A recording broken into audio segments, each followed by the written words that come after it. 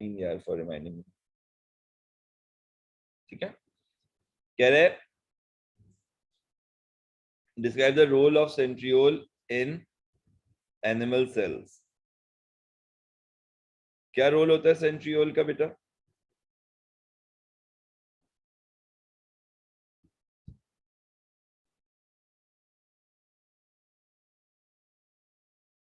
Okay good. Alpha cell division में help करता है। और बताओ बच्चों, जल्दी जल्दी बताते जाओ यार, रुकना नहीं है। अगर माइक ऑन करके बताना, माइक ऑन करके बता दो। टाइप करके बता दो, टाइप करके बता दो। Very good Ayesha. Helps to form spindle fibre.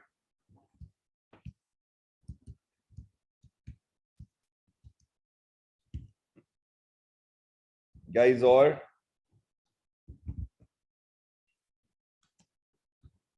Come on guys, जल्दी जल्दी भाई, प्लीज जल्दी जल्दी।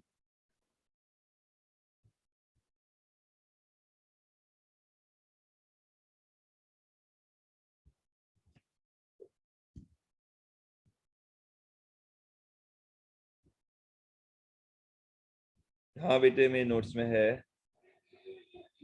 It makes two poles. नहीं, ये फंक्शन नहीं हुआ मोर्सलिन।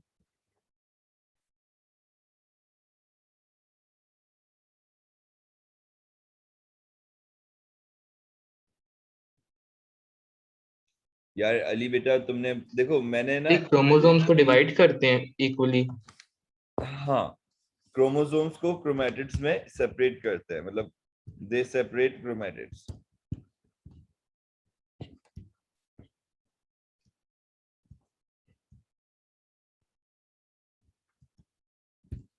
मैंने ना एक बात की चीज पहले, बहुत पहले मेंशन करी थी, जब मैं शुरू शुरू में नोट्स लेकर आया था।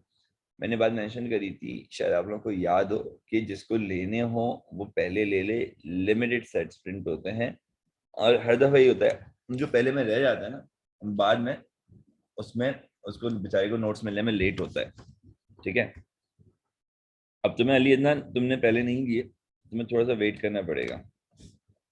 आ जाएंगे नोट्स, नोट्स का कोई ऐसा इशू नहीं है कि नहीं आएंगे। दे आर लाइक अवेलेबल होंगे, और हो सकता है मैं कोशिश करके तुम्हें वाला सेट आज या कल में ही करवा दूं अवेलेबल ना, चैप्टर 1 और 2 का।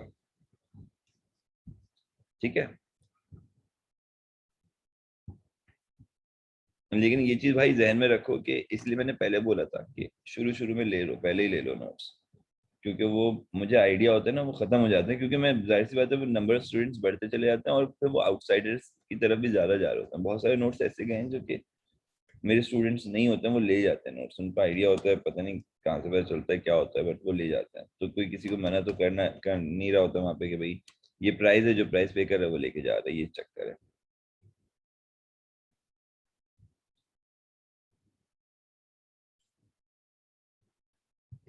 Okay Faraz, sure I will. अच्छा, they help to form spindle fibre, they separate chromatids. एक चीज और लिखो, ताकि ये 3 मार्क्स का 1 पॉइंट और होना चाहिए। एक मुरसलीन ने जो है ना पॉइंट मेंशन किया था, दे मेक पोल्स। मुरसलीन, इस पॉइंट को थोड़ा क्या और बेहतर कर लो बेटा, तो हम यहाँ पे मेंशन कर लेंगे, प्लीज जल्दी से, जल्दी जल्दी से।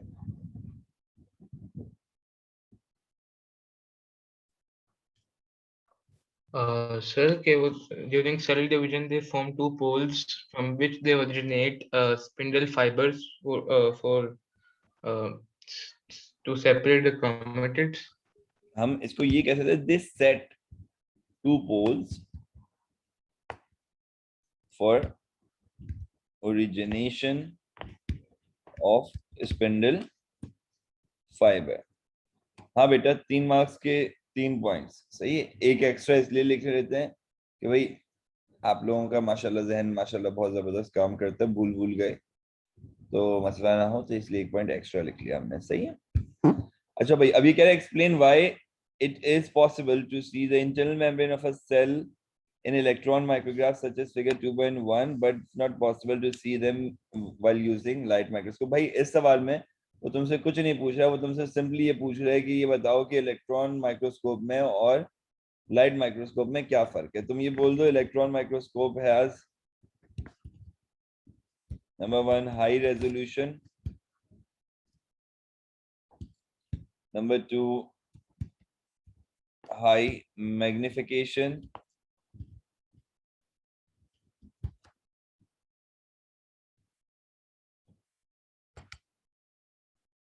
बेटे ये है फॉर ओरिजिनेशन, रामीन इसको करेक्ट कर लो, तुम्हें प्रॉब्लम हो रही थी यहाँ पे।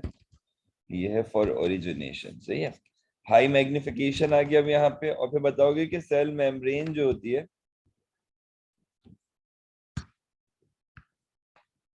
बल्कि सेल मेम्ब्रेन क्यों मेंशन करें हम ये मेंशन करेंगे that the membrane covering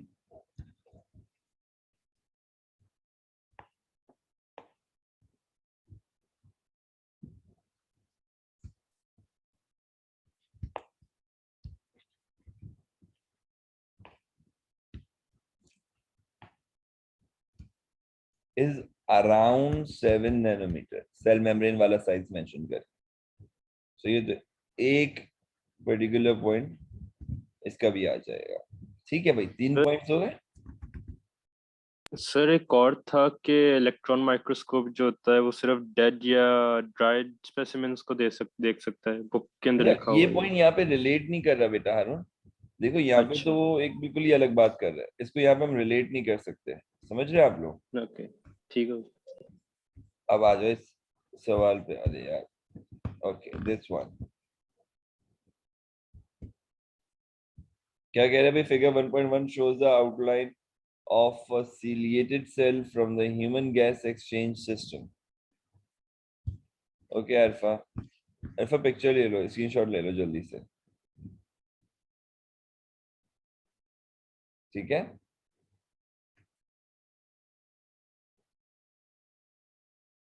Ayesha बिल्कुल वेवलेंथ की बात कर सकते हो आप, यहाँ पे ये भी कह सकते हो it has got shorter wavelength, ठीक है? चलो now have a look at this.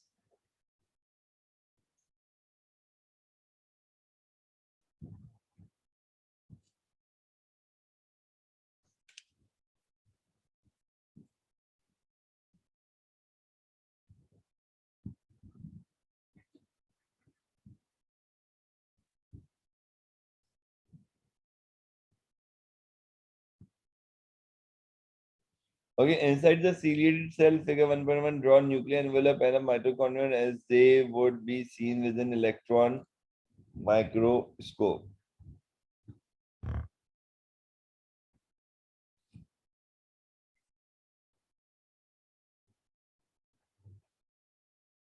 यहाँ पर जब आप न्यूक्लियर एनवेलप बनाने जा रहे हो तो भाई ये बात याद रखना, जहन में रखना, भूलना नहीं है कि तुम्हें एक कवरिंग नहीं बनानी होगी, तुम्हें 2 कवरिंग बनानी होगी, और वो दोनों ओवरलैप नहीं होनी चाहिए, और वो दोनों थिन स्पेस के साथ होनी चाहिए। पेपर होता तो हम इसके ऊपर ज्यादा बेहतर बना पाते, बट खैर हो गई, ऐसे ही दिखेगा, ठीक है?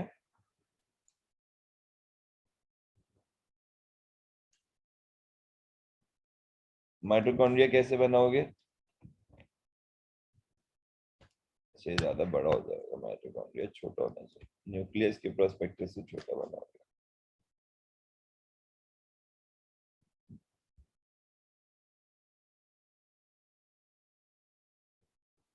ठीक है, लाइक दिस।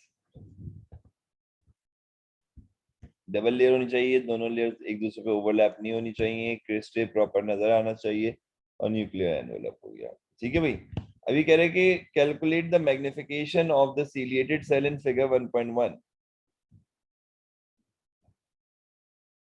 हाँ भाई, क्या मैग्निफिकेशन है, जरा जल्दी से बताओ मुझे, सिर्फ वर्किंग देखनी है। अगर ये 35 माइक्रोमीटर का एक्चुअल साइज है इसका, 35 माइक्रोमीटर, सही है, और आपने फिर स्केल रख के इसको मेजर किया, लेट सपोज ये तुम्हारे पास आ गया 5 सेंटीमीटर, सही है, तो ये आपके पास इमेज साइज आ गई, ये आपके पास एक्चुअल साइज आ गया। आप मैग्निफिकेशन निकाल लोगे कैसे? आई अपॉन ए, यानी कि तुम 5 सेंटीमीटर को कन्वर्ट करोगे या तुम 35 माइक्रोमीटर को कन्वर्ट करोगे सेंटीमीटर में, दोनों को एक यूनिट पे लाओगे, दोनों की यूनिट कैंसिल करोगे। अच्छा बच्चों जरा बताना कि 5 सेंटीमीटर को माइक्रोमीटर में कन्वर्ट करना है तो कैसे करेंगे? 5 इंटू, जल्दी से बताओ जरा प्लीज। 10⁻⁻6 करेंगे ना? मल्टीप्लाई करेंगे -6 से। Are you sure?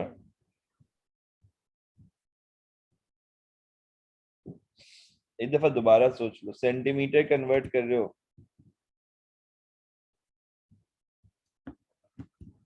माइक्रोमीटर में,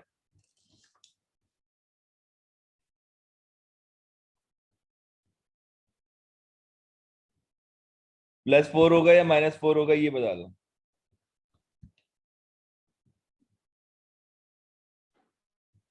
-4 होगा फिर।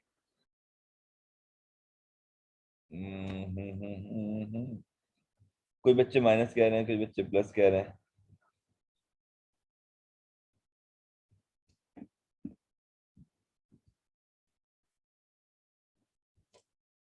बेटा +4 होगा। क्या होगा? +4।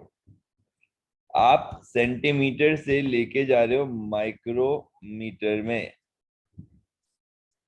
1 सेंटीमीटर में ज्यादा माइक्रोमीटर्स होंगे ना, तो पावर तो प्लस में आएगी।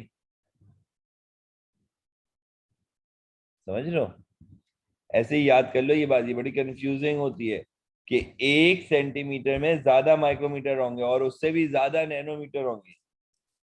सही है? 1 सेंटीमीटर में 10 मिलीमीटर होते हैं,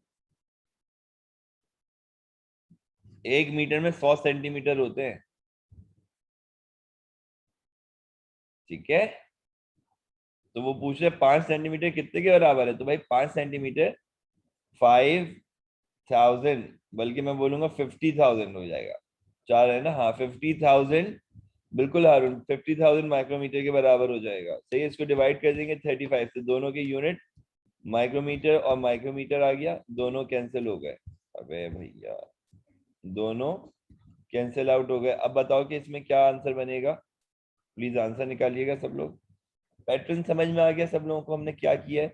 हमने कुछ नहीं किया, हमने यहाँ पर स्केल रखा और कैलकुलेट कर लिया। अब स्केल के ऊपर लेट्स सपोज इसकी वैल्यू 5 सेंटीमीटर आई, एक्चुअल में ये थी, इमेज साइज ये था, तो वो बता दिया हमने कितना मैग्नीफाई हुआ है। ओके गाइस, क्लियर है सबको?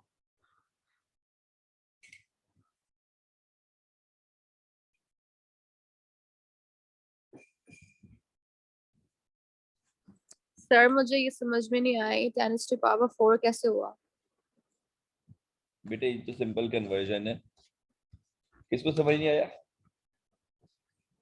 सर मुझे। अच्छा आयशा तुम्हें समझ नहीं आया? बेटा सेल के चैप्टर के अंदर मैग्निफिकेशन के टॉपिक में कन्वर्जन आती है। जब आप सेंटीमीटर को कन्वर्ट करते हो मिलीमीटर में तो मल्टीप्लाई करते हो बाय 10। जब मिलीमीटर को कन्वर्ट करते हो माइक्रोमीटर में तो आप मल्टीप्लाई करते हो बाय 1000। सही है? जब माइक्रोमीटर नैनोमीटर में कन्वर्ट होगा तो मल्टीप्लाई बाय और 1000 हो जाएगा। जब रिकन्वर्ट करोगे तो इसको divide by 1000, this would also be divided by 1000, this would also be divided by 10।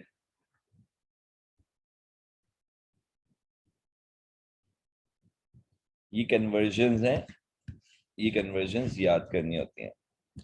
ठीक है? और थोड़ी सी अगर आप सिर्फ एक टेक्निकलिटी के हिसाब से सोचें, मुझे तुम खुद अपने हिसाब से बताओ कि 1 सेंटीमीटर में कितने मिलीमीटर होंगे? आयशा तुमसे बात कर रहा हूँ। तकरीबन होंगे 1 के साथ 4 0 होंगे, लाइक 10,000। 1 सेंटीमीटर में कितने मिलीमीटर होंगे? अच्छा 10 10 10 10 होंगे। 10 मिलीमीटर है। स्केल उठाओ, देखो स्केल है कि तुम्हारे पास, में चेक करो।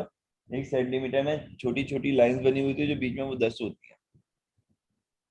या ठीक है? जी जी अब जी मेरी जी। बात सुनना और से सुनना। ठीक है? आपके पास 1 सेंटीमीटर Okay. में अगर 10 मिलीमीटर है तो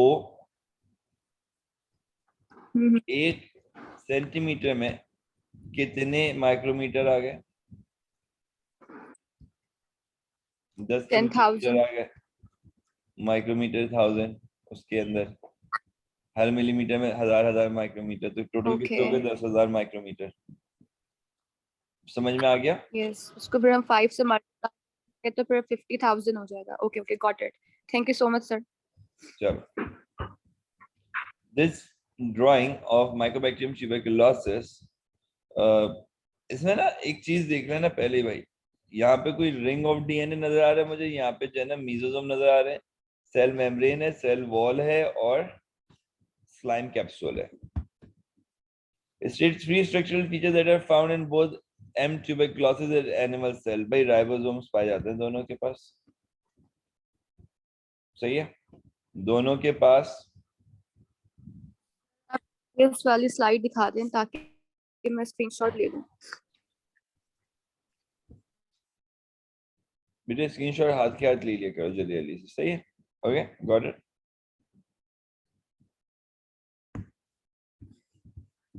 thank you sir.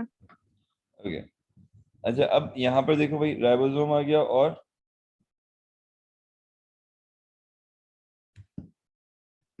Cell surface membrane तो दोनों के पास ही होता है. ठीक है, इसके पास भी प्लाज्मिड है जिसमें डीएनए है, हमारे पास भी डीएनए है, प्लाज्मिड नहीं है, तो हम डायरेक्टली लिख देंगे डीएनए इज प्रेजेंट, क्योंकि डीएनए तो कॉमन है. हम कह देंगे जीन्स होते हैं दोनों के पास. ठीक है,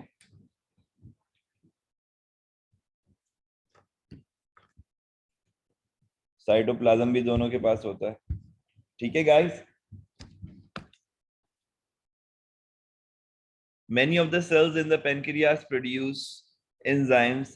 Golgi bodies in the cell produce secretory vesicle full of enzymes which are released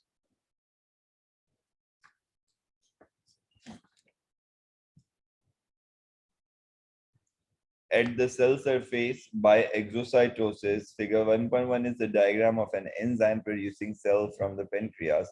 The diagram is not complete.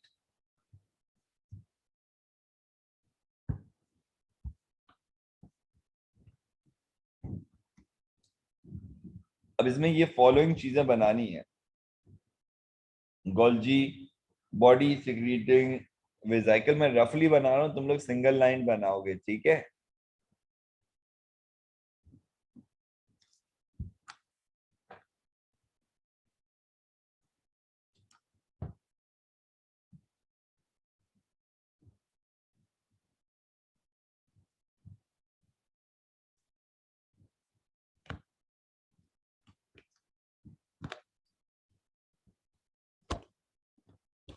ठीक है भाई. और क्या बनाना है? Secretory vesicle releasing its content by exocytosis in the region labelled X. यहां पर membrane complete करोगे और इस तरह से ये वेसिकल यहां गया और इसके अंदर का मटेरियल जो है वो बाहर रिलीज आउट हो गया. ठीक है गाइस, बताओ जरा जल्दी से मेंशन करो प्लीज सब लोग. समझ में आया?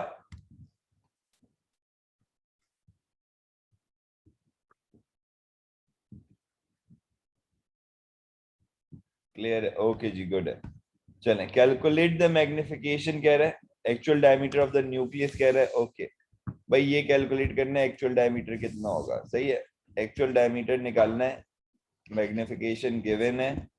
कैसे निकालेंगे? m is equals to I upon A ही यूज होता है सब जगह. ए इधर आ गया, आई अपॉन m कर दिया. आई इमेज साइज है, लेट्स सपोज हमने स्केल रख के कैलकुलेट किया, 3 सेंटीमीटर आया और मैग्निफिकेशन उसने दिया हुआ है 8000. सही है, अब सेंटीमीटर को अभी कन्वर्ट करने की जरूरत नहीं है, पहले डायरेक्टली डिवाइड कर लो. कितना आ जाएगा भाई जल्दी से? अच्छा, ये 3 और 5 मैं अपनी तरफ से ले रहा हूँ हर जगह. सही है,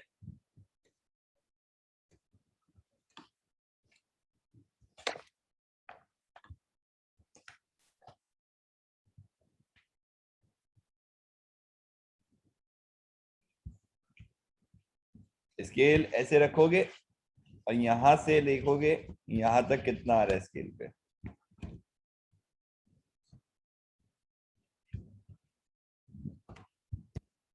ठीक है मेरा बच्चा, ओके। तो कितना आ रहा है भाई, एक्चुअल साइज आ रहा है 0.0000375। अच्छा, अगर एक तरह इसको मैं 30 माइक्रोमीटर में लाना चाह रहा हूं तो 1 2 3 4 3.75 हो जाएगा, ये सही है।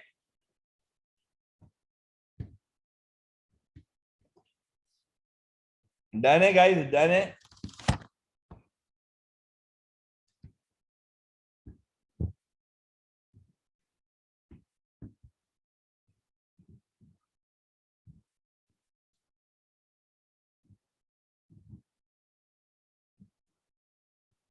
क्लियर है भाई सबको?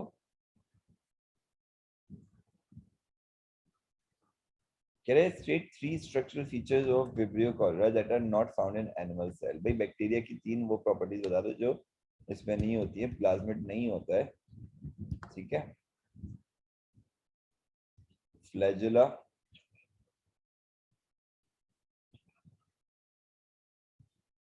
फ्लैजुला तो होता है, फ्लैजिलिन प्रोटीन का बना हुआ नहीं होता है, मीजोजोम्स नहीं होते हैं। Very good.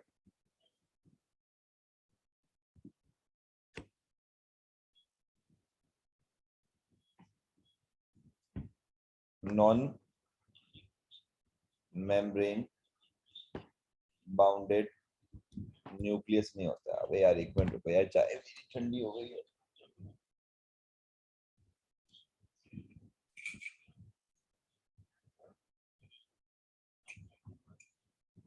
हफ्ते में ऐसी 2-4 क्लासें हो जाए ना, मजा आ जाएगा। मतलब ओए होए होए, स्टार लाने से तो कोई रोक ही नहीं सकता। फिर तो 3 भी होगी ना ऐसी हफ्ते में, यकीन करो सारे चीते बन जाओगे बगैर तुम वाले।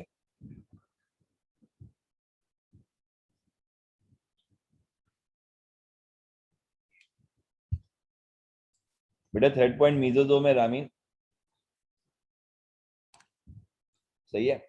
और सेल वॉल का भी मेंशन कर सकते हैं, बहुत सारे पॉइंट्स में। तो ये पेन कहाँ से आ रहा है बीच में, चलो खैर आने दो, उसकी अपनी मर्जी है। ओ अच्छा ये इसका है, ठीक है। चलो भाई बताइएगा मेरे प्यारे बच्चों, मेरे अजीजों, मेरे अकारिबों, मेरे दोस्तों, मेरे होनहार बच्चों, जल्दी जल्दी से तो पढ़ के द डायग्राम क्या है। The diagram is of a plant cell and 1.2 is of animal cell and both diagrams are incomplete. अच्छा भाई कंप्लीट कर देंगे। Can I explain how figure can be identified as cell wall की वजह से cell wall वाला point mention करोगे। Very good, very nice. Large vacuole,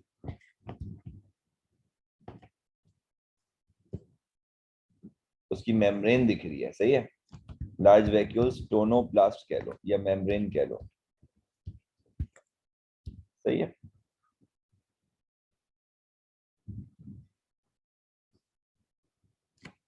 diagram भी देखना जरा, ऐसा कुछ नहीं लिख सकते जो डायग्राम में ना दिख रहा हो। इसमें कुछ दिख रहा है ऐसा, ये देखो क्या कहेंगे इसको, प्लाज्मोडेस्माटा। Very nice, plasmodesmata. अरे नहीं बेटा प्लाज्मोडेस्माटा। हारून क्लियर करो, चलो भाई दौड़े दौड़े दौड़े आगे दौड़े। वेरी गुड, ये एक बड़ा जबरदस्त सवाल है, बहुत ही अच्छा सवाल है ये। चलें जल्दी से सॉल्व करें इसको।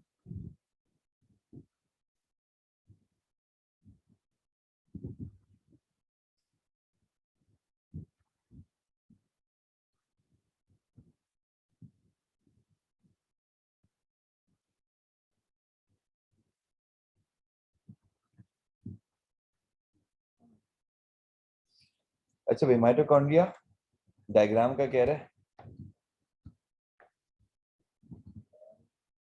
ये आपके पास आ गई डायग्राम, ठीक है। फंक्शन सेल्यूलर रेस्पिरेशन, इसके बाद यहाँ पे आ गया Make ATP as a source of energy for all the cellular activities. बिल्कुल बिल्कुल बिल्कुल।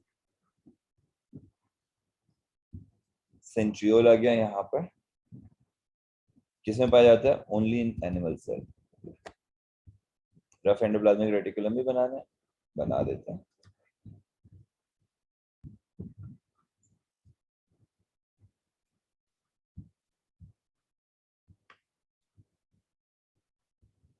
ये आ गया आपके पास rough endoplasmic reticulum.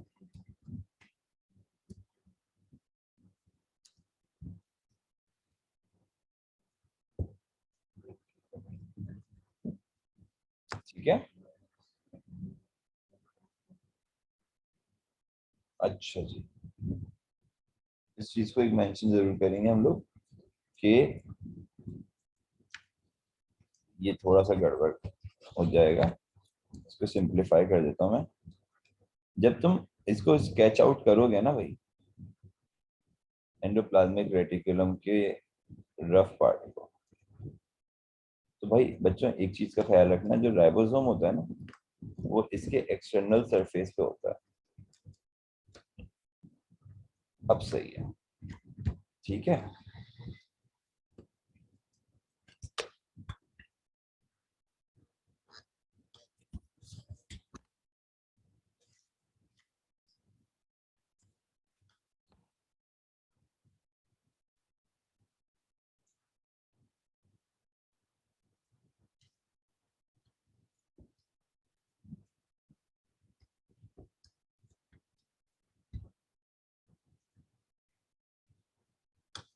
Golgi operators का बताइए बच्चों प्लीज जल्दी से।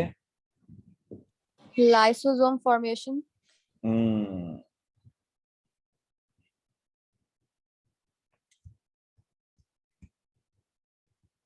Packaging of material, lysosomal formation भी लिख सकते हैं। ठीक है भाई, क्या लिखूं यहाँ पे? इसका बताओ जल्दी से, यहाँ पे क्या लिखूं? क्लोरोप्लास्ट। क्लोरोप्लास्ट। Very good. चले भाई आगे बढ़े। ये सबको क्लियर है ना गाइस? जरा प्लीज मेंशन कर दो सारे के सारे बच्चे जल्दी जल्दी से। सबको क्लियर है?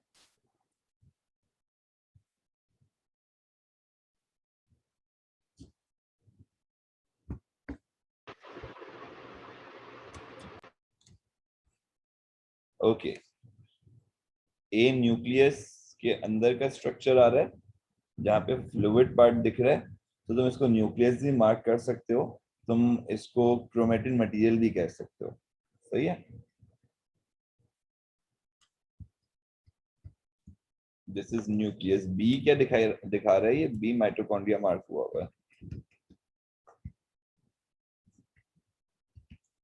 सी पे क्या दिखा रहा है? ये सी के ऊपर ये स्ट्रक्चर दिखा रहा है। सी है क्या? डॉटेड स्ट्रक्चर दिख रहा है, जैसे कि ये वाला स्ट्रक्चर है, ये भी सी यहीं पे मार्क हुआ है सेम, तो इसको रफ एंडोप्लाज्मिक रेटिकुलम कहते हैं। सर क्या रफ कहना जरूरी है? आपको ऐसा पूछना चाहिए, आप पूछते हैं मुझसे, लेकिन आप लोगों ने नहीं पूछा, मैं खुद से अपने आप से पूछ रहा हूँ कि सर क्या रफ एंडोप्लाज्मिक रेटिकुलम कहना जरूरी है? जी बेटा बिल्कुल, बहुत जरूरी है, बेहद जरूरी है। अगर नहीं मेंशन करेंगे रफ तो फिर शायद जो है ना वो मार्क्स तो दे देगा आपको, सही है, लेकिन बहुत बेदिली से देगा। ठीक है, तो या तो रफ मेंशन नहीं करो तो खाली एंडोप्लाज्मिक मेंशन करना, स्मूथ कर दोगे तो आउट, मामला गड़बड़। ठीक है, रिजेक्ट हो जाएगा। State the function of structure C, हमें तो सब पता है, प्रोटीन बनाते हैं, इसमें कौन सी नई बात है? सर हाँ बेटा, सर अगर कहीं पे लाइक स्पेसिफाई नहीं हो रहा कि ये रफ है या स्मूथ है, तो सिर्फ एंडोप्लाज्मिक रेटिकुलम मेंशन कर यस सकते हैं। एग्जैक्टली, यही मैं समझा रहा हूँ कि अगर कहीं पे डाउट में हो ना तो स्मूथ नहीं लिखना या रफ नहीं लिखना, सिर्फ एंडोप्लाज्मिक रेटिकुलम लिख देना, एक्सेप्टेबल होता है वो भी। सही है, ये सवाल अभी हम लोगों ने किया है, वही सेम चीज आ जाएगी। आप सेल मेम्ब्रेन का साइज यहाँ पे दिया था, यहाँ पे आप साइज ये दे दोगे भाई, जो इसका होता है 0.2 to 0.1 नैनोमीटर होता है। ठीक है,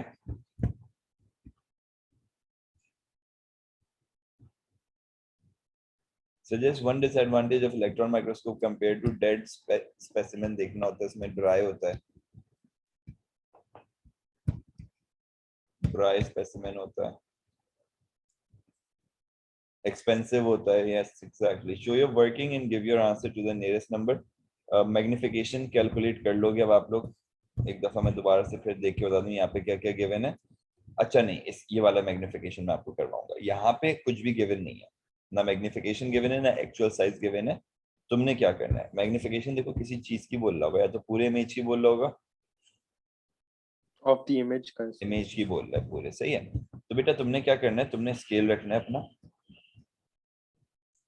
स्केल रखा तुमने, तुमने देखा कि भाई यहां से लेकर यहां तक तुमने जब स्केल रखा, मिसाल के तौर पे तुम्हारे पास स्केल रखने पे आ रहा है ये 6 सेंटीमीटर. ठीक है बेटा. और तुम्हारे स्केल के ऊपर ये आ रहा है 1 सेंटीमीटर. ठीक है. तो अब मुझे एक बात बताओ, मुझे एक बात बताओ, इस इमेज का एक्चुअल साइज कैलकुलेट हो गया? Yes sir. कैसे हो गया? अगर तुम बोलोगे अगर 1 सेंटीमीटर बराबर है 6 माइक्रोमीटर के, क्रॉस मल्टीप्लाई करेंगे अब हम लोग, तो 6 सेंटीमीटर बराबर होगा x के. 36 हो जाएगा. समझ गए आप लोग? Yes sir. सब लोग समझ गए? सब लोग मेंशन करें जल्दी जल्दी से. ये हम क्या निकालेंगे इससे? इससे हमारे पास आ जाएगा एक्चुअल साइज ऑफ इमेज.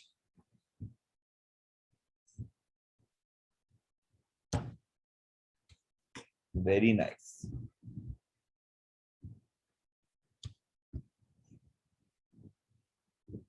एक और दफा समझा देता हूँ बेटा.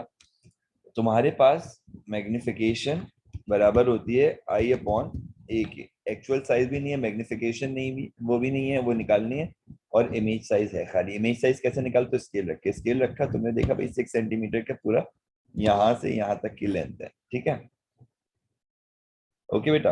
अब वो ये कह रहा है, हाँ मुनैज़र रिपीट कर रहा हूँ, वो ये कह रहा है कि इसकी एक्चुअल साइज तो हमें पता नहीं है, लेकिन हम निकाल सकते हैं. क्यों? क्योंकि उसने अपना एक स्केल गिवन है उसका, उसके मुताबिक वो कह रही है जो आपको इमेज दी जा रही है ना, इसके अंदर इतना साइज, इमेज का इतना साइज, भले वो तुम यहाँ से यहाँ पर ले लो या यहाँ से यहाँ पर ले लो. सही है. वो कह रहे हैं कि इतना साइज जो है ना वो 6 माइक्रोमीटर के बराबर है. अब तुमने स्केल रखा, तुमने बोला यार इसका 6 माइक्रोमीटर मेरे स्केल पे कितना आ रहा है. तुमने अपने स्केल पे जब चेक किया, तुम्हारे स्केल पे 1 सेंटीमीटर के बराबर था. और तुमने जब फुल इमेज चेक करी तो फुल इमेज जो है ना वो 6 सेंटीमीटर के बराबर थी. सही है. तो तुमने क्या किया, तुमने क्रॉस मल्टीप्लाई कर, तुमने बोला कि भाई अगर मेरा 1 सेंटीमीटर इसके 6 माइक्रोमीटर के बराबर होता है, और से सुनना, अगर मेरा 1 सेंटीमीटर इसके 6 माइक्रोमीटर के बराबर होता है, तो मेरा 6 सेंटीमीटर इसके कितने माइक्रोमीटर के बराबर होगा? 1 सेंटीमीटर 6 के बराबर, 6 सेंटीमीटर कितने के बराबर? करो आंसर निकालो, जिन जिनको समझ में आ गया. मुज़ैना तुम बताओगे आंसर कैलकुलेट करके?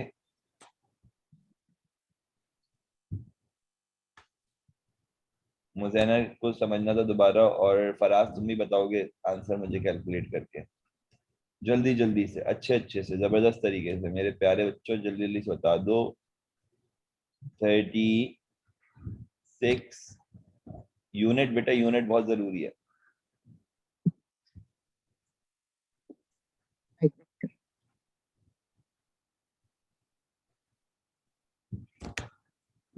यूनिट यूनिट गलत गलत. अच्छा माइक्रोमीटर. ओके ठीक है जी, माइक्रोमीटर. ओके. एक तो ना घर से क्लास लेने में ये बड़ा मसला रहता है मुझे, हर थोड़ी देर के बाद कोई ना कोई आएगा आवाज लगाता हुआ. Show your working and give your answer to the nearest whole number. अब बताओ 36 माइक्रोमीटर आ गया. क्या आ गया बेटा? ये क्या है? Actual size. इमेज साइज तुमने निकाल लिया था, कितना था? 6 सेंटीमीटर. अबे भाई बचा ही क्या, लगाओ फॉर्मूला आई अपॉन ए, लगाओ इसको 6 सेंटीमीटर अपॉन 36 माइक्रोमीटर है.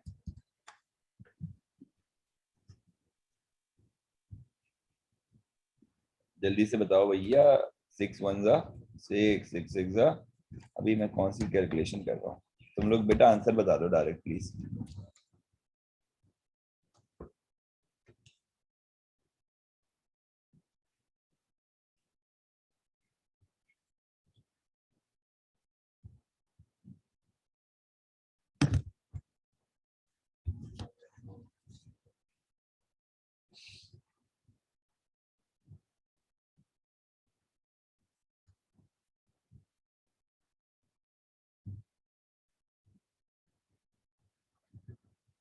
हमें मैग्निफिकेशन निकालनी है।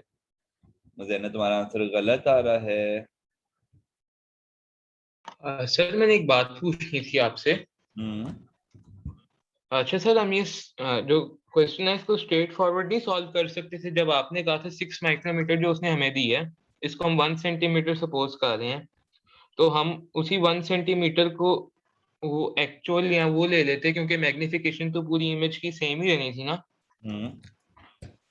तो हमें इतनी ज्यादा वर्किंग करने की जरूरत तो नहीं पड़ेगी अगर हम वो मेथड लेते हैं। हाँ बेटा, मैंने तो वर्किंग इसलिए करके दिखाई है इतनी ज्यादा, क्योंकि देखो क्या नाम है तुम्हारा, मर्सलीन आई गेस है ना, तो जी सर। इसलिए करिए बेटा क्योंकि ये 1 सेंटीमीटर के बराबर होगा नहीं और ये 6 के बराबर होगा नहीं। सही है, यहाँ पे कुछ वैल्यू आ रही होगी, मैं तुम्हें बताता हूँ 7.6 या 7 पॉइंट इस तरह की कुछ आ रही होगी, और यहाँ पे आ रहा होगा 1.5 सेंटीमीटर, तो क्रॉस मल्टीप्लाई करना पड़ेगा, क्योंकि फिर तुम नहीं सर, डायरेक्ट मैं ये कह रहा हूँ कि अगर 1.5 सेंटीमीटर को हम वो ले लेते हैं इमेज लेंथ, और उसको 6 को एक्चुअल ले लेते हैं, क्योंकि मैग्निफिकेशन हमने निकालनी है। मैग्निफिकेशन अगर हम पूरी इमेज की भी निकालेंगे तो मैग्निफिकेशन इतने पार्ट की तो उतने पार्ट की तो सेम ही रहेगी ना। सेम रहेगी, बिल्कुल बिल्कुल सेम रहेगी। अगर मैं उस डायरेक्ट मेथड पे जाऊंगा ना बच्चे, तो तुम्हारे जहन में लेट्स सपोज कॉन्सेप्ट है इस चीज का, अब तुम्हें ये बात समझना, बाकियों के जहन में इस चीज का कॉन्सेप्ट नहीं है अभी तक, समझ रहे हो? बाकी सब हो जाएंगे कंफ्यूज कि ये क्या कर दिया, इमेज को तो खाते में ही नहीं लिया सर ने। You getting my point? Yes sir. शायद अगर मैं डायरेक्ट कर रहा होता बैठ के तो मैं इसी तरह से कैलकुलेट करता जो तुमने बताया। मैं तुम लोग को एक पॉइंट और समझाऊं इसके ऊपर।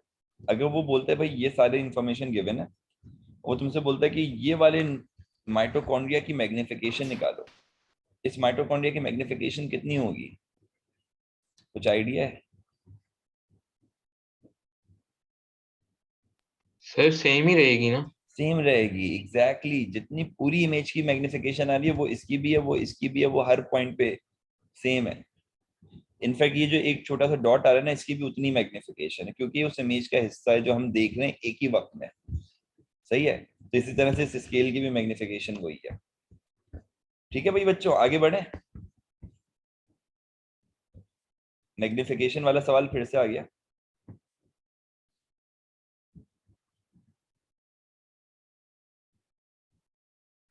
एक्स और वाई यहां से यहां तक मार्क हुआ हुआ है, स्केल रखोगे, इसकी लेंथ कैलकुलेट कर लोगे। सही है, और इसमें कोई इंफॉर्मेशन गिवन है? नहीं गिवन है।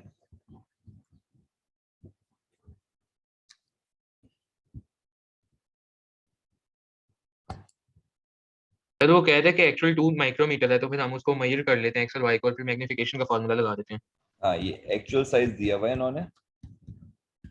सही है, अब तुमने लेट सपोज वो लेंथ कैलकुलेट कर ली तो वो इमेज साइज आ जाएगी, पता नहीं कितनी आ गई होगी, हो सकता है 5 सेंटीमीटर आ गई हो। सही है, मैग्निफिकेशन आई अपॉन ए से निकाली, जो भी आंसर आ गया। ठीक है भाई, नहीं बेटा सेंट्रियोल नहीं है, एंडोप्लाज्मिक रेटिकुलम में सेंट्रियोल ऐसे अपेयर होगा ही नहीं, डिवाइडिंग सेल में अपेयर होगा। सेंट्रियोल जब आ रहा होगा न्यूक्लियर एनवेलप गायब हो रहा होगा और कंडेंस क्रोमोसोम्स होंगे। Okay Manail, the organism that causes tuberculosis of prokaryotes, state 3 features of the prokaryotes. Cell wall और चलो cell wall, plasmid plasmid, plasmid और ये भी फ्लैजेला होता है। फ्लैजेला तो होता है एनिमल सेल में, फ्लैजेलिन प्रोटीन नहीं होता जिससे फ्लैजेला बना हुआ होता है। एनिमल सेल के अंदर फ्लैजेला बना, अब एनिमल सेल में सिर्फ इंसानों को नहीं तस्वुर करो ना, सही है, यूनिसेलुलर एनिमल्स भी इसी में काउंट हो जाएंगे, अमीबा अच्छा सर, वगैरह। एक बात पूछूं कि सेल वॉल की स्पेसिफिकेशन करेंगे कि पेप्टाइड ग्लाइकन की बनी हुई है, क्योंकि सॉरी बेटा, आवाज सही नहीं आ रही, जोर से बोलो। सर मैं कह रहा हूँ कि सेल वॉल की स्पेसिफाई करेंगे कि ये पेप्टाइडोग्लाइकन नहीं, एनिमल सेल में तो सेल वॉल है की ही बनी हुई नहीं। है, क्योंकि सेल वॉल तो फिर प्लांट। प्लांट सेल में होती है ना, वो तो एनिमल सेल से कह रहा है, तो हमें स्पेसिफाई करने की जरूरत नहीं है। ठीक है, अगर हाँ वो बोल रहा होता कि फ्रॉम यूकैरियोट टू प्रोकैरियोट, तो फिर हम सेल वॉल मेंशन नहीं कर पाते, मेंशन ही नहीं कर पाते, या फिर सर उसने तो mention कंपैरिजन हम बताते कि cell का wall। ही नहीं है।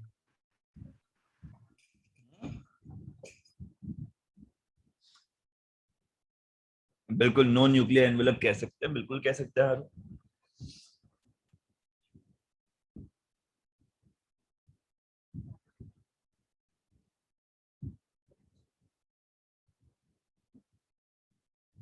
सर एक और बात पूछनी थी, ये कह सकते थे कि freely lying 70s ribosomes.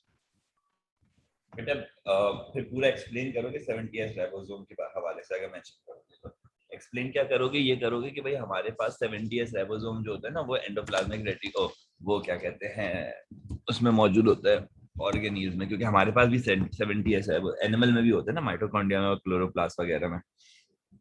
Chloroplast में तो खैर नहीं, माइटोकॉन्ड्रिया में तो होता है, लेकिन सही है। तो अच्छा, हम ये कहेंगे ना सर, फ्रीली लाइंग 70s। हाँ, सर्कुलर डीएनए का कह सकते हैं। सर्कुलर डीएनए का भी कह सकते हो, बिल्कुल कह सकते हो, प्लाज्मिड इज सर्कुलर डीएनए। ठीक है भाई, चले ये वाली जरा डायग्राम पढ़ें, जल्दी से पढ़ेंगे ये लोग।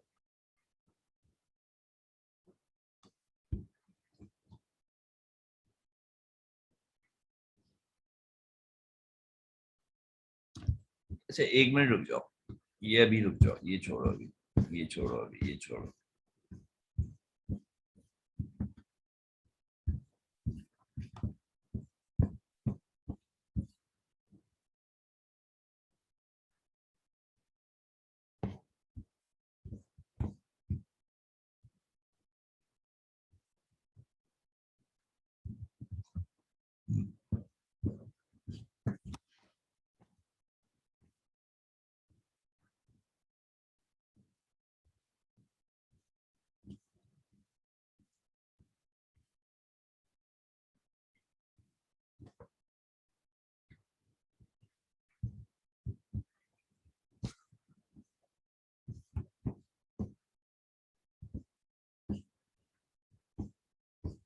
इसमें से कोई ऐसा सवाल अगर रह गया जो कि अलग आ रहा हो बिल्कुल, तो हम वो कर लेते हैं, लेकिन मुझे कोई ऐसा सवाल दिख नहीं रहा।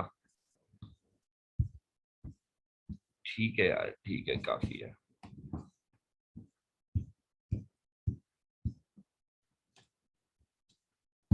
ये एक सवाल और कर लो, फिर हम अगले चैप्टर पे चले जाएंगे। Protein production was a complex sequence of events and a number of cell structure. The first column in table 1.1 shows some of the events that occur in production of protein in the cell and its eventual release from the cell.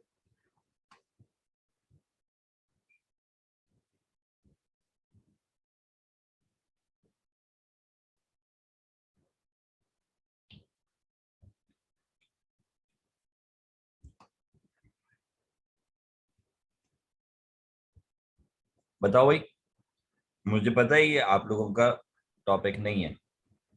मैं sir सबसे पहले translation होगी, फिर transcription होगी, फिर protein modification होगी, फिर secretory vesicle formation and then exocytosis. अच्छा, थोड़ी सी गड़बड़ है। सबसे पहले जो कि वो ट्रांसक्रिप्शन है, दूसरे नंबर पे ट्रांसलेशन है। सही है, बाकी ओके सही है। ओके 3, 4, 5 न्यूक्लियस के अंदर होगी, एंडोप्लाज्मिक रेटिकुलम पे या राइबोसोम पे होगी, secretory vesicle formation Golgi bodies में होगी, प्रोटीन मॉडिफिकेशन जो है वो एंडोप्लाज्मिक रेटिकुलम या गोल्जी बॉडीज में होगी, और एक्सोसाइटोसिस जो है वो सेल सरफेस मेम्ब्रेन पे होगी। ठीक है जी, चलें बायोलॉजिकल मॉलिक्यूल। सर हाँ बेटा। सर आपने ऊपर लाइक 2 ऑप्शंस लिखे, 2 उसमें आपने 2 ऑप्शंस लिखे हैं, तो हम लाइक कौन सा ऑप्शन लिखे हैं? हम 2 ऑप्शंस तो नहीं लिखेंगे ना, हम एक ही लिखेंगे। कोई भी एक लिख दो। Okay sir. हाँ कोई भी, आप कोई सा भी एक लिख सकते हैं। ये सवाल है तुम लोगों के सामने, प्लीज इसको सॉल्व करो। आई होप कि रीडेबल हो। सही है। अच्छा आप लोग ये सॉल्व करेंगे guys, I will be back in like 2 बज के हो रहे हैं 5 मिनट, कितने हो रहे हैं 2:05 हो रहा है। I will be back by 20 may be 12 और 13। सही है, 5-7 मिनट। ये सवाल सॉल्व भी कर लो, थोड़ा सा सांस भी ले लो, ब्रेक भी ले लो, एंड देन विल कंटिन्यू 2:15 तक का कर लो। सही है, ब्रेक भी हो जाएगा एक छोटा सा, और मैं भी जरा कुछ जरूरी काम निपटा के आता हूँ। और दूसरा प्लीज ये कि ये सवाल भी सॉल्व करना है आप लोगों ने अपने ओन पे, ठीक है? ओके गाइस, जल्दी से मेंशन करो, सबको क्लियर है? हम लोग एक छोटा सा ब्रेक ले रहे हैं। All good with that? Okay resume the recording. What is the structure named X? ये वाला स्ट्रक्चर क्या है? Heme. This is heme. इसको हम लोग आयरन कंटेनिंग पिगमेंट भी कह सकते हैं। इसका फंक्शन क्या है? इट बाइंड्स और carry oxygen molecule. Exactly, man. Can I explain why hemoglobin is described as a globular protein with quaternary structure?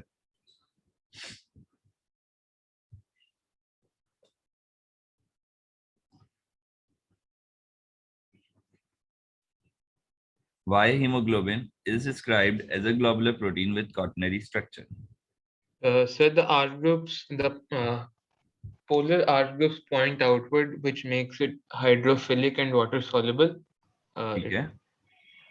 And it is a quaternary structure because it has 4 polypeptide chains in it. Okay, as it has 4 polypeptide chains grouped up together. ठीक है, चलें जी, अगला बताएं। Why people have deficiency of iron? Their diet are often lacking in energy. So iron हम is इसमें used in the कैसे करेंगे? synthesis. Okay, one by one. Hydrophilic and hydrophobic. Okay, ठीक है। Iron makes pigment, which is heme, which makes heme, which carry oxygen. उसकी वजह से क्या होगा? डिक्रीज हो जाएगा rate of oxygen carrying in blood. उसकी वजह से क्या होगा? There will be less respiration. ठीक है भाई, चलें आगे बढ़ते हैं गाइस, कम ऑन। ये वाला पार्ट, कुछ बच्चे ऐसे हैं जिन्होंने वाटर नहीं पढ़ा हुआ, जैसे कि अरफा ने मुझे बोला भी था, अरफा मैं तुम्हें नहीं करवा सका था, यहीं पे मैं तुम्हें पूरा टॉपिक करवा दूंगा, डोंट वरी अबाउट इट, ठीक है? वाटर क्या होता है गाइस? Come on. वाटर के अंदर आपके पास हाई स्पेसिफिक हीट कैपेसिटी होती है, स्ट्रॉन्ग कोहेसिव फोर्सेस होती हैं वाटर में, heat, high heat of vaporisation होती है, और solvent for polar molecules and ions होता है। वो क्या आता है तुम्हें भी, डोंट वरी। तो क्या होता है हाई स्पेसिफिक हीट कैपेसिटी की जब आप बात करते हैं आपके पास? अच्छा जी, प्रीव्यू द लास्ट वन, ये लो भाई लास्ट वन आ गया, जल्दी से पिक्चर ले लो मानो। डन।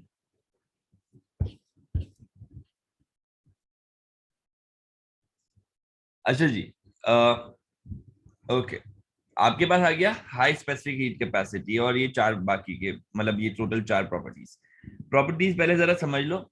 जब आप हाई स्पेसिफिक हीट कैपेसिटी की बात करते हैं, आप पानी को ये कह रहे हैं कि भाई पानी में 1 डिग्री टेम्परेचर बढ़ाने के लिए जो अमाउंट ऑफ हीट चाहिए वो ज्यादा है।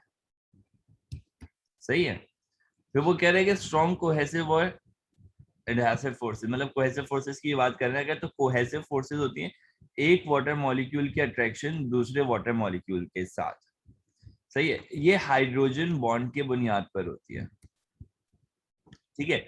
और आप इसमें ये भी मेंशन कर सकते हो कि भाई ये जो आपके पास स्ट्रॉन्ग कोहेसिव फोर्सेस डेवलप हो रही हैं between water molecule, they are having one basic element that is, they are having one basic element, and that is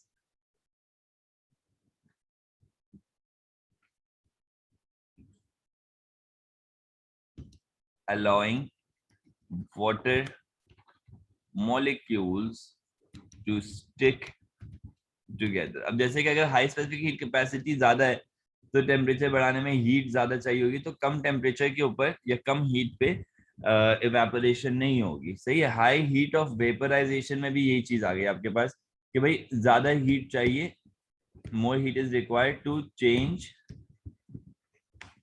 the state, और कहां से कहां, from liquid to steam, यानी कि from water to steam का मतलब liquid to gas. Solvent for polar molecules क्या होता है, क्यों होता है, देन अगेन ये प्रॉपर्टी भी इसके हाइड्रोजन बॉन्ड पे डिपेंड करती है, क्योंकि पानी खुद पोलर होता है। पानी क्यों पोलर होता है, क्योंकि इसके पास जो हाइड्रोजन है वो पार्शियली पॉजिटिव है, और जो ऑक्सीजन है वो पार्शियली नेगेटिव है।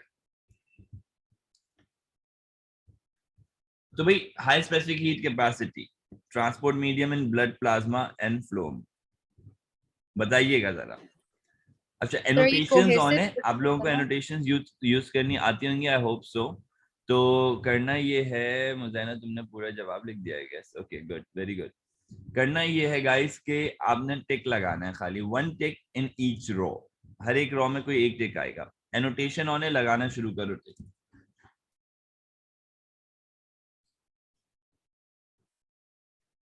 अच्छा भाई ठीक है जी, परफेक्ट है। अभी देख लेते हैं बाकी बच्चे भी, जरा प्लीज जल्दी जल्दी से मेंशन करो।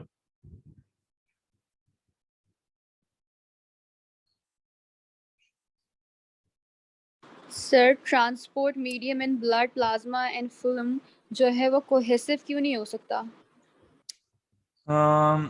जाइलम होता तो शायद मैं मान लेता तुम्हारी बात कि कोहेसिव है, लेकिन क्योंकि आपके पास जब ट्रांसपोर्ट की बात हो रही है in blood plasma and phloem, तो मतलब ये वो एक मीडियम है, ट्रांसपोर्ट मीडियम है जिसके अंदर सब्सटेंस जा रहे हैं। तो सब्सटेंस जब तक उसमें डिसॉल्व नहीं होंगे तब तक वो प्रॉपर्टी डेवलप ही नहीं होगी। सब्सटेंस में डिसॉल्व क्यों होना है, क्योंकि वो सॉल्वेंट है for polar and molecules and ions, ठीक है। तो इसका तो यही है आपके पास। तो वो कह रहे हैं surface for small insects to walk on, अगर ये कोहेसिव फोर्सेस नहीं होती तो जाहिर सी बात है इंसेक्ट उस पे बैठता अंदर गुड़प हो जाता, ठीक है, अंदर उसके पानी के अंदर चला जाता। तो इस वजह से जो है ना आपके पास यहाँ पर स्ट्रॉन्ग कोहेसिव फोर्सेस वाली प्रॉपर्टी यूज हो रही है, ठीक है जी। अच्छा, major component for sweat use in heat loss, high heat of vaporisation है इसी वजह से। अच्छा, हाई स्पेसिफिक हीट कैपेसिटी क्यों नहीं कर सकते भाई, वो तो हीट बढ़ाने के लिए चाहिए ना, वो तो बिल्कुल उल्टी बात हो जाएगी।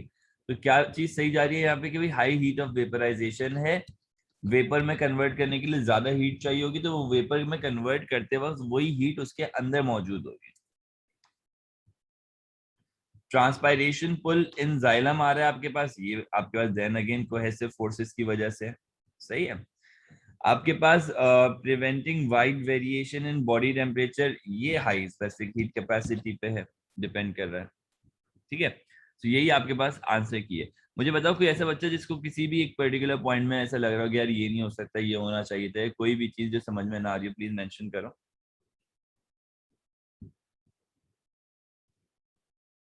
नो, गुड, आगे बढ़ सकते हैं, चले। अच्छा जी, starch grain in plant cell contain both amylose and amylopectin. Explain how both of these substances are formed from glucose in plant cells. Last वाला explain कर दूं, okay Manur. Body, oh Manur कह रहा हूँ, sorry अरफा, कह रहे preventing wide variation in body temperature कैसे होगा, क्योंकि आपके पास अगर हाई स्पेसिफिक हीट कैपेसिटी नहीं होती 1 डिग्री से 2 डिग्री पे ले जाने के लिए जो अमाउंट ऑफ हीट दे रहे होते, थोड़ी सी हीट में हो जाता तो बाहर का टेम्परेचर चेंज होती है, अंदर का टेम्परेचर फौरन चेंज हो जाता। अब उसके लिए बहुत ज्यादा हीट चाहिए, तो इस वजह से इतनी आसानी से चेंज नहीं हो रहा। समझ में आया बेटा अरफा खालिद? क्लियर है? Very good, very nice. चले जी, starch grains in plant cell contain both amylose and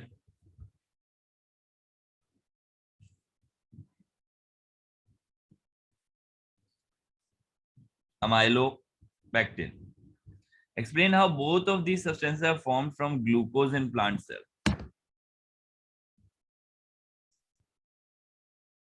जल्दी जल्दी से पॉइंट्स लिखना शुरू करो, टाइप करो और मैसेज करना शुरू करो जल्दी जल्दी से। बहुत सिंपल सा क्वेश्चन है।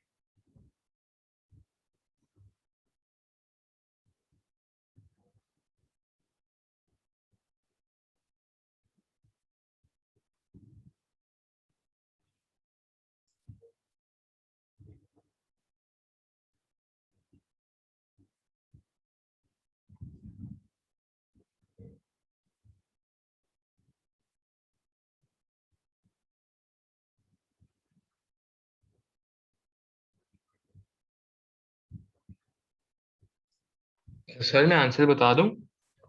बेटा टाइप करके बताओ, अच्छा वर्बली बता दो चलो। सर कंडेंसेशन रिएक्शन होगा, और जिसकी वजह से अमाइलोज बनाने के लिए 1,4 ग्लाइकोसिडिक लिंकेज बनेगा 2 अल्फा ग्लूकोज के दरमियान। और अमाइलोपेक्टिन के लिए अमाइलोपेक्टिन एक ब्रांच स्ट्रक्चर होता है, तो उसमें 1,4 के साथ 1,6 ग्लाइकोसाइडिक लिंकेज भी होगा, वो भी अल्फा ग्लूकोज के दरमियान ही होगा। ठीक है, और सर और क्या बताना है? और बताओ, बस दैट्स इट। यस अच्छा, हेलिक्स वेलिक्स नहीं बताओगे? सर मुझे नहीं पता। अच्छा चलो सर अमाइलोज ज्यादा ब्रांच होगा, सॉरी कम ब्रांच होगा as compare to the amylopectin. और अमाइलोज, ओके, अमाइलोज और अमाइलोपेक्टिन के अंदर एक में ब्रांच होती है और एक में होती नहीं है। या देखो बच्चों मैं लिखवा एक रहा हूँ, amylose form a straight chain of alpha glucose which only carry 1,4 glycosidic linkage and forms a helix.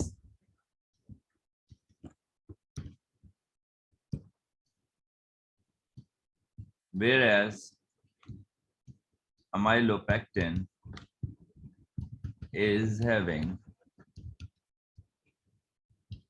1,4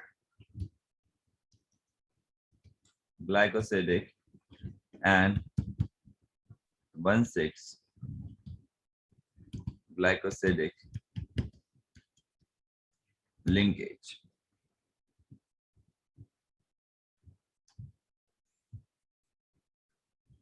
One six is formed to make branches.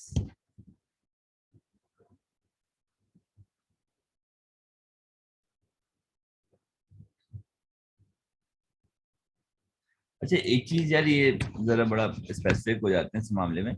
Amylose form a straight chain, straight chain की term use नहीं करना। Straight chain का मतलब हो जाएगा बिल्कुल सीधा सीधा ना, फॉर्म्स अ कर्व्ड चेन कर लो इसको, वरना वो टर्म मुझे याद पड़ रहा है कि वो शायद एक्सेप्टेबल नहीं थी, इतनी देर से यही सोच रहा था। हाँ ठीक है भाई, तो 1 मार्क 2 मार्क 3 और ये 4 हो गए।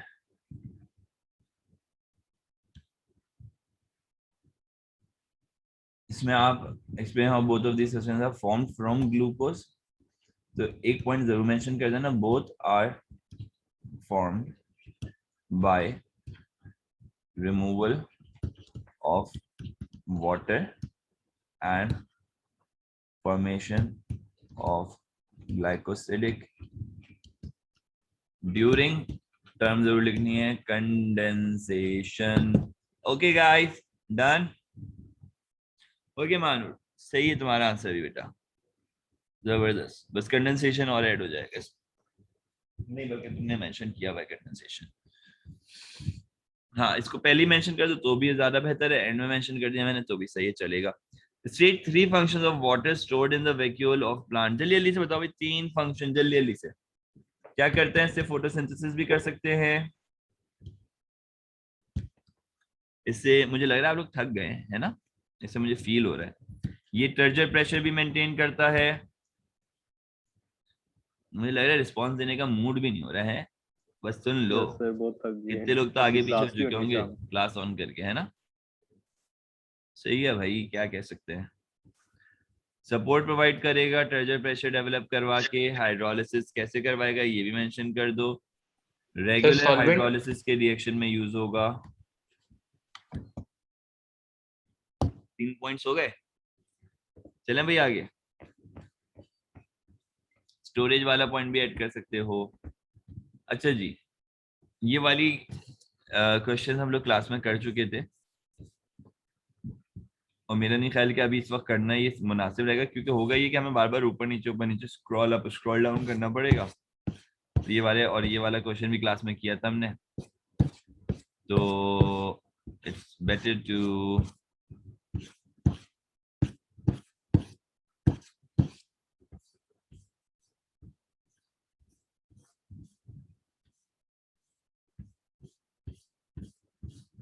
ये भी किया था, ये किया था सवाल हमने, आई गेस ये भी किया था। Yes sir. Hmm, sir question number 10 करा देंगे। क्वेश्चन नंबर 10 ये वाला। Yes sir. चलो हाँ, इस तरह का तो सवाल भी मौजूद है पेपर में, ये करवा देता हूँ।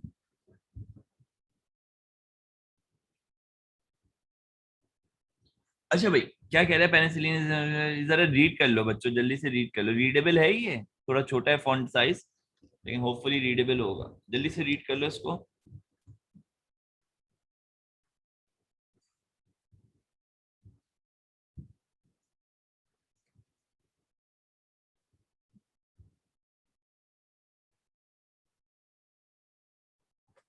सर ये तो टर्शरी स्ट्रक्चर है ना?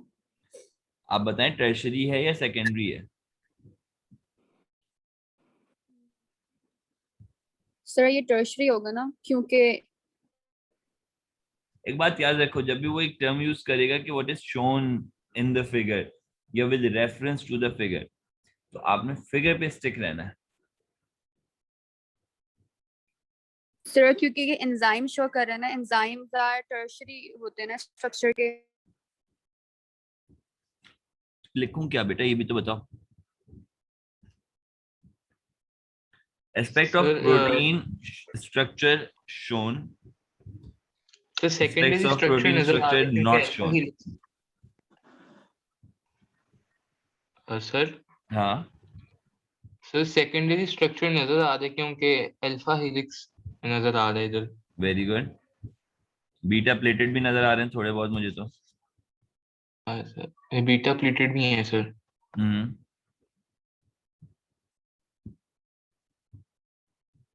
सर प्राइमरी स्ट्रक्चर भी है, मतलब जो सीधा प्राइमरी स्ट्रक्चर मुझे नहीं नजर आ रहा। सर मैंने सेकेंडरी एक चीज पूछनी थी, अगर स्ट्रक्चर मैं नजर आ रहा यहाँ है। एक चीज को एनोटेट करूँ तो आप मुझे बता देंगे वो कौन सा स्ट्रक्चर है। सॉरी बेटा, क्या। सर मैं अभी एक चीज को मैं एनोटेट करके पूछना चाहता हूँ, ये कौन सा स्ट्रक्चर है, मुझे समझ नहीं आ रही है हाँ बताओ। ये। ये आपके पास सिंपल थ्रेड है, थ्रेड ऑफ क्या कहते हैं इसको, लिंकेज जो बनता है ना आपके पास, लिंकर्स पार्ट जो बनता है, जो कि एक अल्फा को एक बीटा से लिंक करेगा, एक पॉलीपेप्टाइड को दूसरे पॉलीपेप्टाइड से लिंक करेगा। ये होता है अमीनो एसिड का ही चेन है, सही है। अच्छा भाई, तो हमें इसमें क्या दिख रहा है, समझ में आ सर गया ये तो बेटा। प्राइमरी ना फिर। सर जब प्राइमरी एंड प्राइमरी शो होता है तो देन वो स्ट्रक्चर सेकेंडरी लेवल पर आता है, एंड देन जब सेकेंडरी टर्शरी होता है तो देन प्राइमरी शो नहीं होता। Is that so? Kind of, I guess शायद। एक मिनट दो, मैं इसका जवाब लिख लूं फिर तुम लोग समझाता हूँ। अल्फा हेलिक्स आ Okay. जाएगा, ठीक है, बीटा प्लेटेड आ गया। जो जो दिख रहा है ना बस वो मार्क करते जाओ, सही है।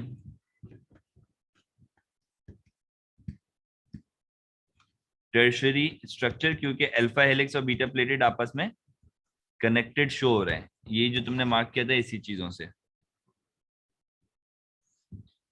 सही है। ग्लोब्यूलर शो हो रहा है स्ट्रक्चर, और एक्टिव साइट इसमें मैं मतलब हम वैसे मेंशन कर सकते हैं एज्यूम करके कि शायद ये जो एरो मार्क किया हुआ है कोई एक्टिव साइट होगी, बट खैर है फिर भी। चलो आगे सुनो, aspects of protein not shown. Sir ये ग्लोबुलर कैसे है? बेटे ग्लोबुलर स्ट्रक्चर दिख रहा है कैसे कि भाई आपके पास टर्शरी यूनिट बन रहा है ना, तो या तो ग्लोबुलर बनेगा या तो फाइब्रस बनेगा। फाइब्रस तो है नहीं, अब वही एक क्लस्टर बना हुआ है, एक स्फेरिकल बॉडी बनी हुई है, तो उसको ग्लोबुलर मार्क कर देंगे। यू गेटिंग माय पॉइंट कि भाई स्फेरिकल दिखने की बुनियाद पे ग्लोबुलर कह रहे हैं। Yes sir.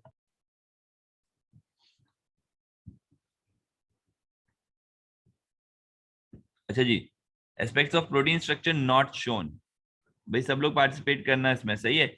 अमाइनो एसिड्स अलग अलग नहीं दिख रहे,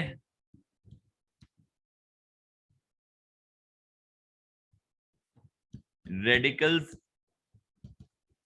नहीं दिख रहे, या ये भी मेंशन कर सकते हो, बल्कि बेकार हो जाएगा पॉइंट, छोड़ो। रेडिकल्स नहीं दिख रहे, और ये कह लो कि इसमें बॉन्ड्स नहीं दिख रहे। कौन से बॉन्ड्स होते हैं इसमें? पेप्टाइड बॉन्ड्स नहीं दिख रहे, ओके। इसमें हमें कोई प्रोस्थेटिक ग्रुप नहीं दिख रहा, एंड आई गेस ये इतना काफी है क्योंकि दोनों के मिला के 3 मार्क्स मिल रहे हैं। अगर हमारे पास एक एक दो पॉइंट भी शो हो रहे होते तो काफी होता, ठीक है। गाइस क्लियर है ये आंसर सबको? जरा जल्दी से मेंशन करना प्लीज, यस और नो। सारे बच्चे Yes, मेंशन sir. करेंगे, कम ऑन।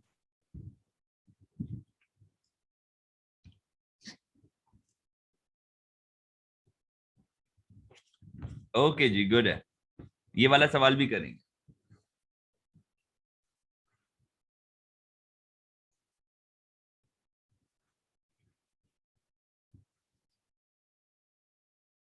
जल्दी जल्दी से पढ़ो, 1 मिनट देना बच्चों। मानून क्या कह रहे हो? सेकंड रेडिकल है बेटा फॉर नॉट शोन, दूसरा वाला पॉइंट रेडिकल्स है। आ जाओ भाई वापस यहाँ पे।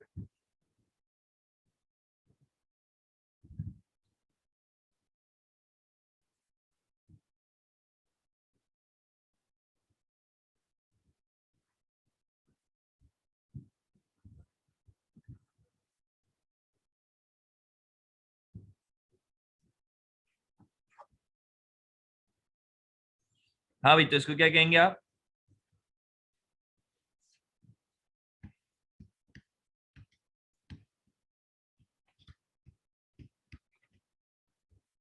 quaternary structure.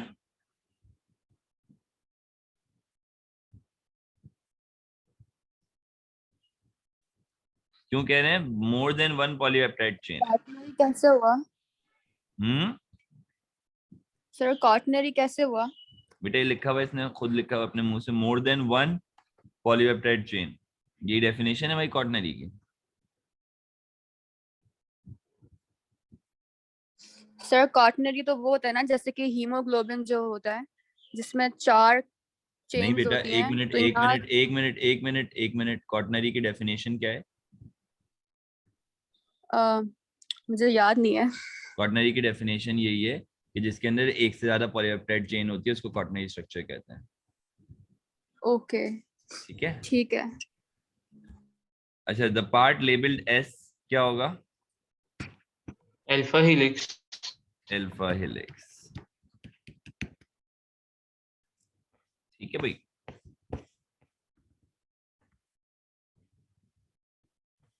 ये वाला सवाल हमने क्लास में सॉल्व किया था बहुत पहले। अच्छा भाई चलो ये वाला सवाल करते हैं।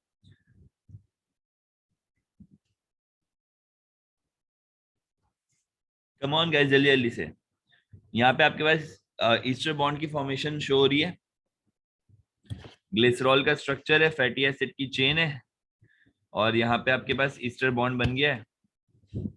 अब वो बोले name the molecule A and B. A क्या है आपके पास? ग्लिसरॉल है,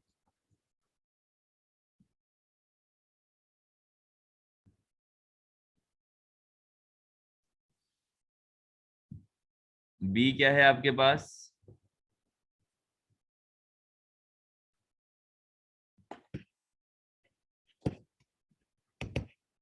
फैटी एसिड है। State the name of the reaction shown. Come on guys, कौन सा रिएक्शन हुआ ये? इसको हम लोग कंडेंसेशन भी कह सकते हैं, इसको हम लोग ईस्टरिफिकेशन भी कह सकते हैं, इसको हम लोग ईस्टर बॉन्ड फॉर्मेशन भी कह सकते हैं। ठीक है, animals and plants store triglyceride as energy reserves, explains the advantage of storing triglyceride as energy reserve rather than carbohydrate such as starch. ज्यादा एनर्जी होगी इसमें। एक टर्म यूज होती है, ये A2 की टर्म है, क्लोरिफिक वैल्यू। सही है। क्लोरिफिक वैल्यू का मतलब क्या होता है? गिवन जो आपके पास मास है उसके मुकाबले जो एनर्जी आ रही है, एनर्जी पर मास क्लोरिफिक वैल्यू कहलाती है। ठीक है,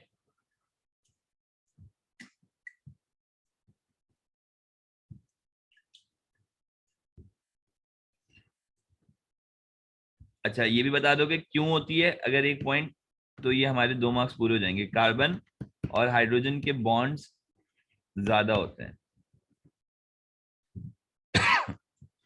ठीक है बच्चों, कह रहे over consumption of fat in diet में lead to obesity. State how it determines whether a person is sufficiently overweight to be classed as obese.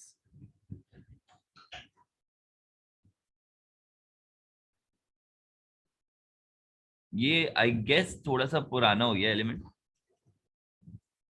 पर चलो जवाब तो बता ही देता हूँ मैं इसका सवाल का। This should be like something जो तुम्हें लगेगा कि भाई तुम्हारे उससे रिलेटेड नहीं है।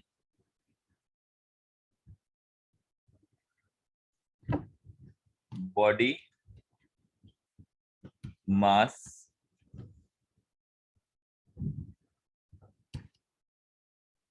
इंडेक्स, इसको हम लोग कहते हैं BMI।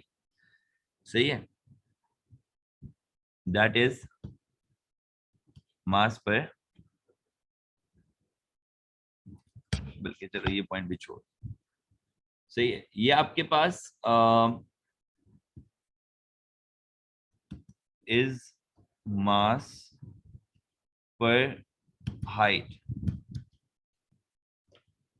अगर ये ज्यादा होगा is more then the person is obese। तो ये हम लोगों को कैलकुलेट करना होता है, बट हमें इसकी कैलकुलेशन वगैरह कुछ नहीं सिखाते, बस ऐसे ही होता है। ओ लेवल में इसका थोड़ा बहुत पढ़ा होता है। सही है,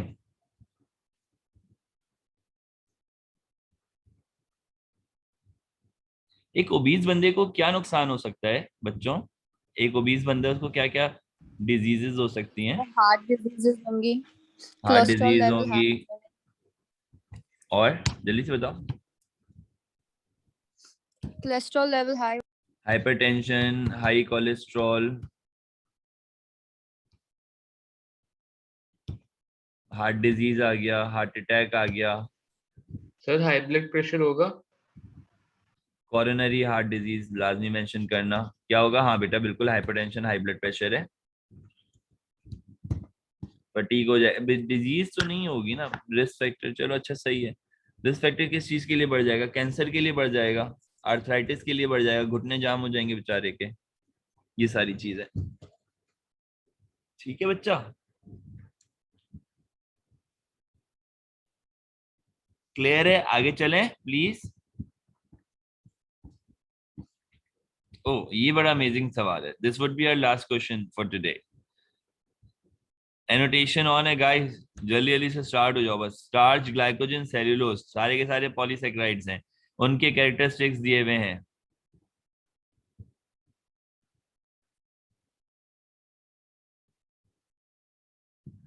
टिक लगाना है और जहां टिक नहीं लगाना है वहां पे क्रॉस लगाना है. ये हम लोग क्लास में आई गेस कर चुके हैं शायद, मुझे ऐसा याद पड़ रहा है शायद, I am not sure. Okay okay ठीक है, सही है भाई.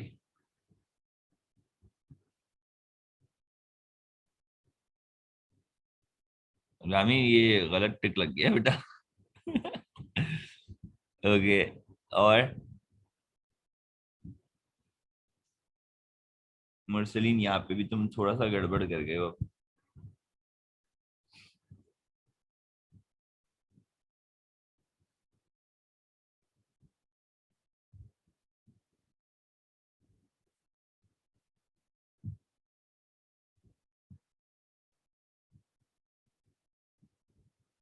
एक तक तुम्हारे मार्क्स आना रुक गए बेटा, और बाकी बच्चे बेटा प्लीज जल्दी जल्दी से मेंशन करो. इसी पे ओवरलैप कर दो, कोई मसला नहीं. मुझे पता चल जाएगा कौन कौन बच्चा सॉल्व कर रहा है.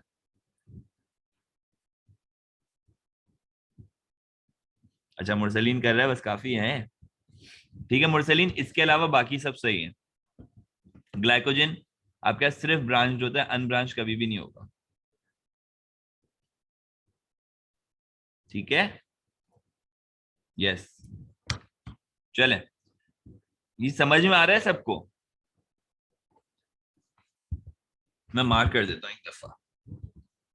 ये स्टार्च में ग्लाइकोसिडिक होता है, ग्लाइकोजन में भी होता है, सेल्यूलोज में भी होता है. स्टार्च में मोनोमर ऑफ जो है इसका वो बीटा ग्लूकोज नहीं होगा, ग्लाइकोजन में नहीं होगा, सेल्यूलोज में होगा. स्टोर्ड विद इन क्लोरोप्लास्ट सिर्फ स्टार्च स्टोर होता है, ग्लाइकोजन स्टोर नहीं होता और सेल्यूलोज स्टोर नहीं होता. Stored in muscle cell starch store नहीं होता, ग्लाइकोजन होता है, सेल्यूलोज स्टोर नहीं होता. Exist in two forms, branch and unbranch. Starch आपको मिल जाएगा ब्रांच और अनब्रांच दोनों में, यानी कि अमाइलोज और अमाइलोपेक्टिन में. ग्लाइकोजन नहीं मिलेगा, सेल्यूलोज नहीं मिलेगा. गाइस मेंशन करो सारे के सारे जल्दी से कि भाई क्लियर है, यस और नो. कम ऑन जल्दी जल्दी. और बेटा एक तो ये एनोटेशन हटाना please.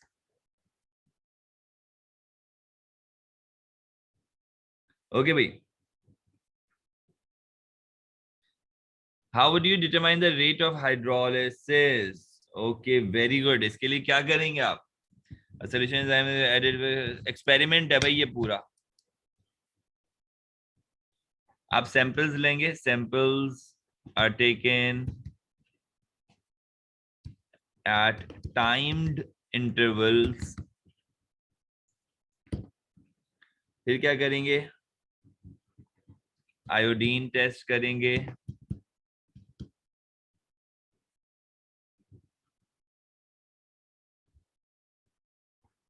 Starch was broken down, check करेंगे स्टार्च है या नहीं.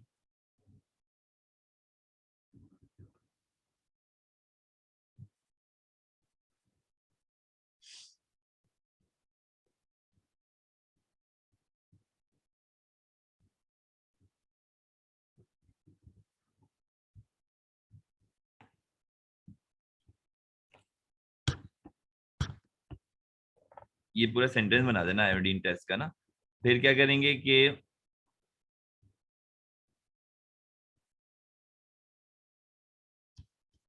will observe the time in time taken in color change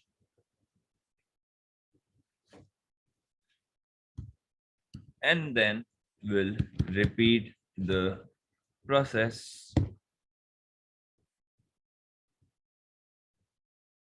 ठीक है, फिर इसके अलग अलग रिपीटिशंस करके आपने एक पर्टिकुलर ग्राफ बना लिया. ठीक है, हाँ ग्राफ भी मेंशन कर सकते हो. सही है, रिकॉर्डिंग्स को जो है वो आपने कैलकुलेट कर लिया. एग्जैक्टली. अच्छा भाई, हाँ आज की क्लास फर्दर जो होगी मैं जरा बता दूं भाई, नॉर्थ वाले बच्चों की और जो ऑनलाइन ग्रुप चल रहा है हमारा उसकी क्लास है 5 to 6:15। ठीक है, वो 5 बजे का होता है एग्जैक्टली, लेकिन स्टार्ट होते होते 5:10 तक हो जाते हैं, सही है। लेकिन 5:10 से प्लीज लेट नहीं करना, प्लीज टाइम पे ज्वाइन कर लेना सारे बच्चे। चलें जी, तो फिर आज की क्लास ये वाली 5 पेपर वाली यहीं तक रखते हैं इंशाल्लाह। मैं उम्मीद करता हूँ कि आप लोगों को थोड़ा बहुत फायदा हुआ होगा इसका, और मैं ये भी उम्मीद करता हूँ कि आप लोग बाकी के क्वेश्चन सारे के सारे अपने तौर से सॉल्व करेंगे जो बुकलेट में मौजूद हैं। और मैं एक और उम्मीद ये कर रहा हूँ कि मैं ये वाली वीडियो जो है वो यूट्यूब पे अपलोड करने की कोशिश करूंगा बाय टुनाइट। मैं इसका लिंक भी दे दूंगा ताकि आप लोगों को अगर कुछ रिपीट करना इसमें से तो आप लोग कर लें। महानूर बेटा, गुलशन वाले बच्चों की 5 बजे कोई क्लास नहीं है। गुलशन वाले बच्चे क्यों कंफ्यूज हो रहे हैं? गुलशन वालों को इसमें इन्वॉल्व नहीं होना है, ठीक है। नोट्स का आई मेंशन, मैं पूरी कोशिश कर रहा हूँ कि भाई जल्द से जल्द आ जाएं, बट यू नो जो पर्टिकुलर टाइम होता है उस वो अपने हिसाब से प्रिंट करके उसी हिसाब से दे रहे होंगे। आई ट्राई माई बेस्ट कि मैं नोट्स अरेंज करवा दूँ जल्द से जल्द। ओके, चलें जी, ओके गाइस, अल्लाह हाफिज़।